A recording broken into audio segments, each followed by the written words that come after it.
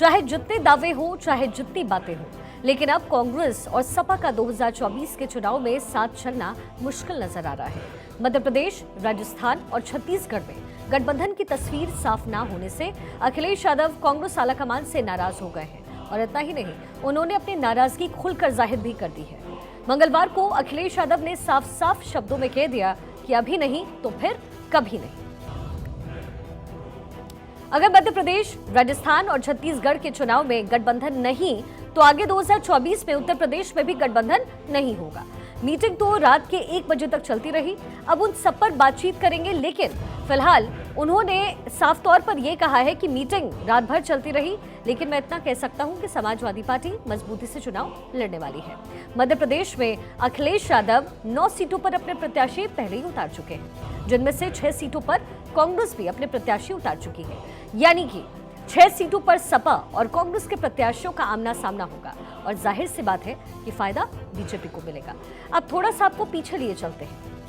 उत्तराखंड की बागेश्वर सीट पर कुछ दिनों पहले ही चुनाव हुआ, जहां सपा और कांग्रेस दोनों ने अपने प्रत्याशी उतारे, लेकिन दोनों चुनाव हार गए और जीत किसको मिली? बीजेपी को। इधर अखिलेश बार बार मध्य प्रदेश, राजस्थान और छत्तीसगढ़ को लेकर के सीट शेयरिंग चाह रहे हैं, लेकिन कांग्रेस की लोकल लीडरशिप गठबंधन के पक्ष में बिल्कुल नहीं है, ना ही मूड में है। और अब ये बात साफ होती जा रही है कि देश के सबसे जरूरी राज्य यानी उत्तर प्रदेश में कांग्रेस और सपा के बीच गठबंधन मुश्किल नजर आ रहा है। उस आगे बढ़ते हैं, लेकिन उससे पहले आपको अखिलेश यादव की वो बात सुना देते हैं। क्या कुछ अखिलेश ने कहा कि अखिलेश और कांग्रेस का कभी गठबंधन नहीं हुआ, इस पर भी जिक्र करेंगे, लेकिन उन्होंने क्या कुछ कहा है पहले आप ये सुनिए। देखिए, ये कांग्रेस को बताना पड़ेगा कि इंडिया भारत गठबंधन अगर देश के स्तर पे तो देश के स्तर पे है, अगर प्रदेश के स्तर पे नहीं है तो फिर भविष्य में प्रदेश स्तर पे भी नहीं होगा। ये तो कांग्रेस को बताना है, मैं इसमें नहीं बोल सकता कुछ। अब सबसे बड़ा सवाल ये है कि क्या अखिलेश और कांग्रेस का कभी गठबंधन हुआ? नहीं, ऐसा भी नहीं है। साल था 2017 और चुनाव था उत्तर प्रदेश विधानसभा का। अखिलेश और कांग्रेस का गठबंधन उस वक्त हुआ। अखिलेश उस वक्त उत्तर प्रदेश के मुख्यमंत्री थे, बहुमत की सरकार थी, लेकिन चाचा शिवपाल सिंह यादव से भयंकर झगड़ा उनका चल रहा था। अखिलेश ने उस वक्त कांग्रेस को 114 सीटें लड़ने के लिए दी और पूरी समाजवादी पार्टी कांग्रेस को 114 सीटें देने से उस वक्त अखिलेश से नाराज थी, लेकिन अखिलेश ने वो सीटें फिर भी कांग्रेस को दी और नतीजा क्या हुआ? बहुमत की सरकार वाले अखिलेश यादव की पार्टी सपा 311 सीटों पर लड़ी और 47 सीटों पर ही सिमट कर रह गई और कांग्रेस के हिस्से में सिर्फ 7 सीटें आई और उत्तर प्रदेश में बीजेपी की प्रचंड बहुमत की सरकार बन गई। अब उस चुनाव में मायावती को 19 सीटें उस वक्त मिली थी। तो अखिलेश इस पूरे अपने हिस्ट्री को देख करके कहीं ना कहीं क्लियर है कि अगर आगे भी ऐसा होता है तो हार का सामना अखिलेश यादव को करना पड़ेगा। देखिए, सपा को 2017 में 47 सीटें मिली और वोट मिले 21.82%, जबकि कांग्रेस को मिली थी 7 सीटें और वोट मिले 6.25%। 2017 के चुनाव में सपा को 177 सीटों का नुकसान उस वक्त झेलना पड़ा। 2017 खत्म हुआ, अखिलेश ने कांग्रेस के साथ गठबंधन को अपनी गलती तक कह दिया। हालांकि इंडिया की मीटिंग के बाद यह लगा कि 2024 में दोनों दल एक बार फिर से साथ आएंगे, लेकिन मध्य प्रदेश, राजस्थान और छत्तीसगढ़ में सीटें न मिलने से अखिलेश नाराज बताए जा रहे हैं। उधर कभी अखिलेश के सहयोगी रहे ओम प्रकाश राजभर ने तो चौंकाने वाला दावा कर दिया है। ओपी राजभर का कहना है कि अखिलेश बीजेपी की मदद करने वाले हैं।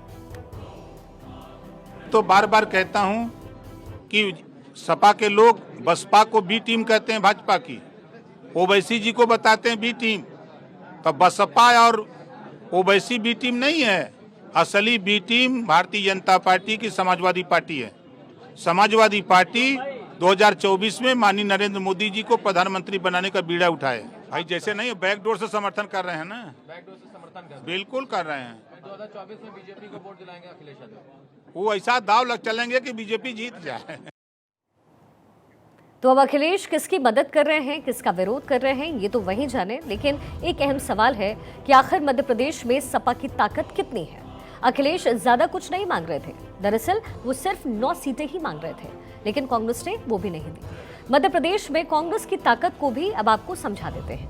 मध्य प्रदेश में सपा कितनी मजबूत है ये आपके लिए समझना बेहद जरूरी है, क्योंकि 9 सीटों पर दावा अखिलेश की तरफ से किया जा रहा है। मध्य प्रदेश में 12 से 14% के करीब यादव बुंदेलखंड, बघेलखंड और ग्वालियर चंबल संभाग में है और वहां पर सपा का प्रभाव भी माना जाता है। 1998 में सपा उस वक्त 2003 में 7 सीटों पर जीत हासिल कर रही थी।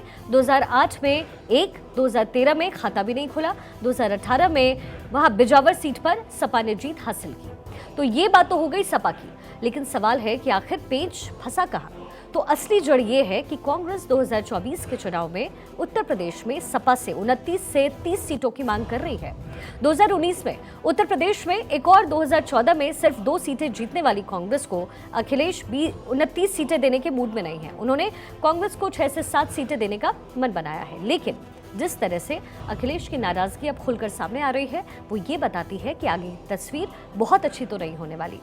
2019 में सिर्फ रायबरेली की सीट जीतने वाली कांग्रेस कौन सी 29 सीटें मांग रही है, तो उस पर भी नजर डाल लेते हैं। उसका नाम भी आपको सिलसिलेवार तरीके से बता देते हैं।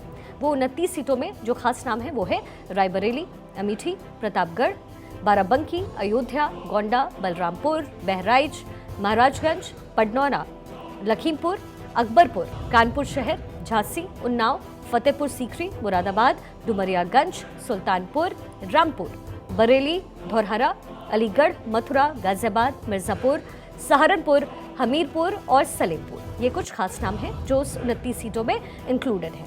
अब ये तो साफ है कि अखिलेश 29 सीटें तो नहीं देंगे और वो रायबरेली, अमेठी के साथ कोई भी 4 से 5 सीटें दे देना चाहते हैं और कांग्रेस उस पर भी तैयार नहीं है। और अब जिस तरीके से अखिलेश के तेवर नजर आ रहे हैं उसे देखकर तो यही लगता है कि अखिलेश रायबरेली और अमेठी के अलावा कोई तीसरी सीट अगर दे भी दे तो वो भी बड़ी बात होगी। यानी इंडिया अलायंस में सपा और कांग्रेस के बीच की दूरियां अब किसी से छिपी नहीं है।